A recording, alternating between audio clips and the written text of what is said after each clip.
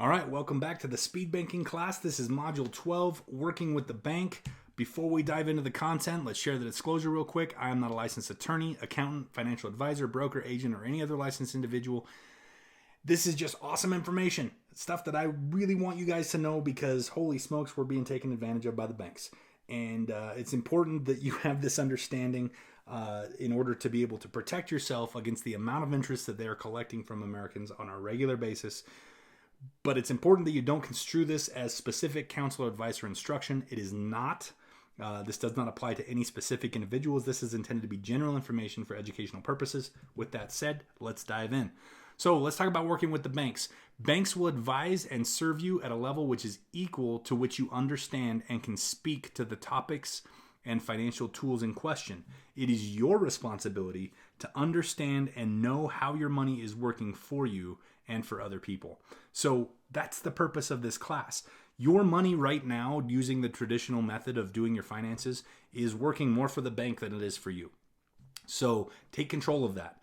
The way that you do that is through knowledge, is through understanding. The bank will serve and advise you only at the level at which they can talk to you. So if you come in and you talk like every other person, then they're going to treat you like every person. If you start talking in a way that the person that you're talking to doesn't understand, they're going to go get somebody who can talk to you. And so you want to have a high level of knowledge as you're navigating this stuff. Also important to remember, the banks are businesses. They're not charities. The banks will advise you and sell you on products that make them the most money. Banks use the principles of cash segmentation or cash segregation, those are interchangeable, to increase their profitability and your dependency on them. So they're going to try to push you into the products that they want you in.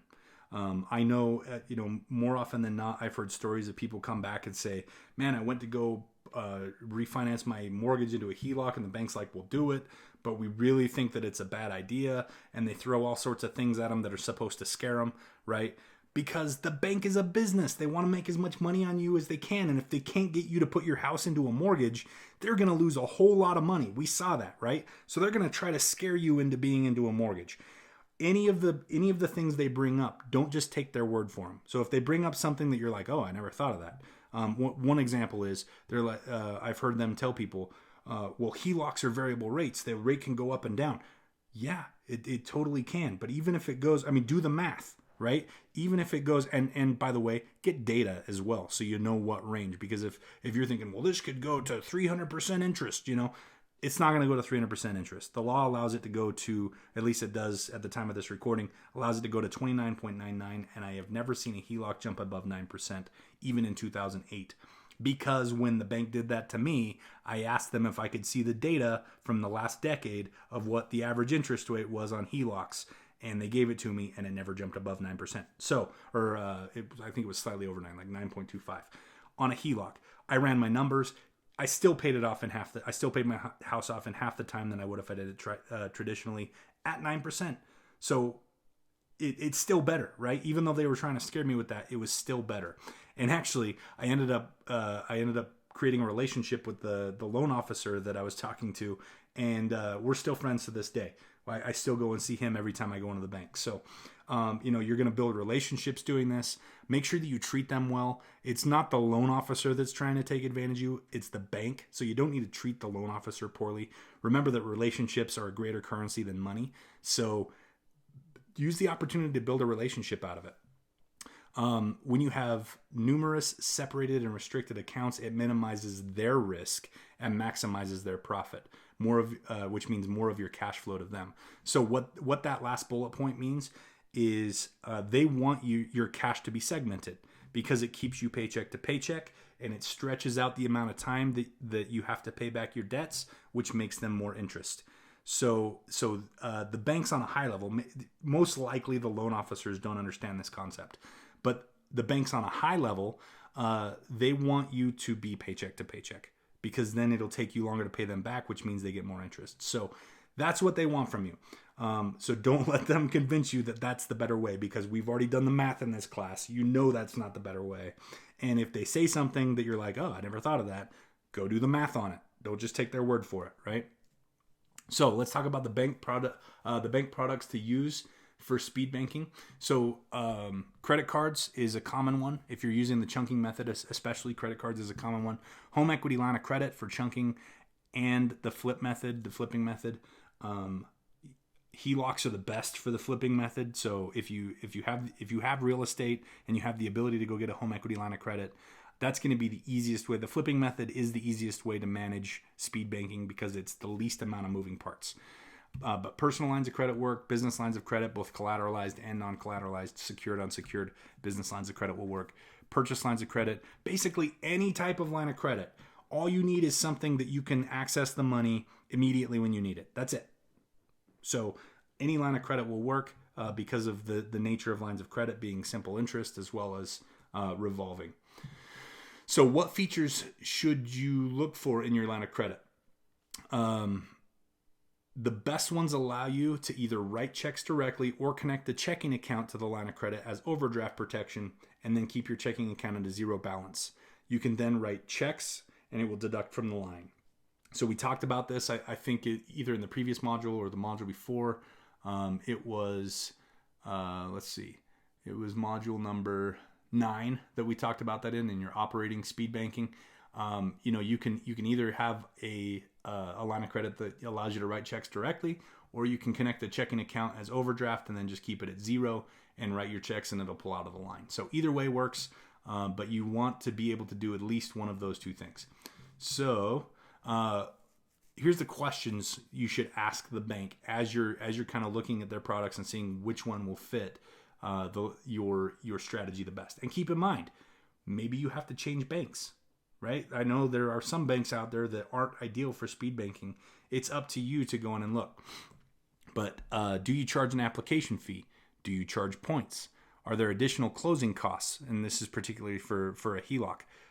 Do you charge points? Are there closing costs? What is your approval time? How far is your margin above prime rate? So if prime rate, and they're talking about the interest rate, if prime rate's 3.5 and they charge an extra point above prime, then your interest rate is going to be 4.5. So the prime rate is set by the federal government. So that's easy information to get. It's also really easy to follow to know what your HELOC or your line of credit is going to be doing. You can just Google it. What's the prime rate right now, right? So knowing what their margin is above prime rate, if they're like, okay, we're a point or 2 points or a point and a half above prime rate, you can just do that math in your head. What is the cap for your interest rate? Most banks have a cap on how high their interest rate can go. So it will never go to a 300%, like you're worried about. There's a cap. A lot of times it doesn't even reach that cap, right? What's your maximum loan amount or loan to value? So some banks might go up to 80% of the value of the home. So if you have a $100,000 house, your house is worth $100,000, they'll go up to $80,000 in their line of credit. Some will do 90%, some will do 120%. Very few, but I have seen it go above 100%. You might be able to get 120%, right? Usually that's only when times are good, when the market's really good. I wouldn't do that. I'd go as high as 100% just as a personal cap. That's my preference, just because I don't want to find myself in a bad situation if the market changes. Is there a minimum that I have to borrow? Are my payments interest only? What is the period of the loan in years? Can I renew the line of credit? So let's say it's a 10-year line of credit and you ran your speed banking numbers and it's going to take you 12 years to pay it off. Well, if it's a 10-year line, then ask them, hey, can I renew this? Because for example, on HELOCs, after the line of credit term is up, which most often I've seen about 10 years, then it just converts to a normal mortgage. But on most lines of credit, on most HELOCs, you can just take your finances back in, show them that you're still creditworthy, and they'll just renew that line for another 10 years. So it's as easy as that in most cases. But ask the question so that you're aware. Are there annual membership or maintenance fees? Can I make withdrawals with an ATM or debit card or a checkbook? Can I make unlimited withdrawals? Is there a size limit to the withdrawals? Is there a per transaction fee? Am I required to take out an initial advance or draw down? Can I make an unlimited deposit or payment? Does the account have a direct deposit feature? Is there a size limit to the deposit or to the size of deposit or payment? So all of these questions are important. Obviously, you're going to be able to tell what answers are in your favor and what answers are in the bank's favor. I would interview a few banks and go with the one that has the most who answers these questions the most in your favor. So that's going to be hugely important. The other thing is just a quick word of caution. You want to make sure that when you go in and apply for a HELOC, I've seen loan officers accidentally or naively give applications for home equity loans. You should know by now that we're not looking for loans. We're looking for lines. So make sure that the application is for a home equity line of credit, not a home equity loan, because a home equity loan is just a second mortgage. We don't want that. You want a home equity line of credit. Okay? So that wraps up working with the bank. That's module 12. In module 13, we're going to be going over common questions and answers to those questions. So I will see you guys in module 13.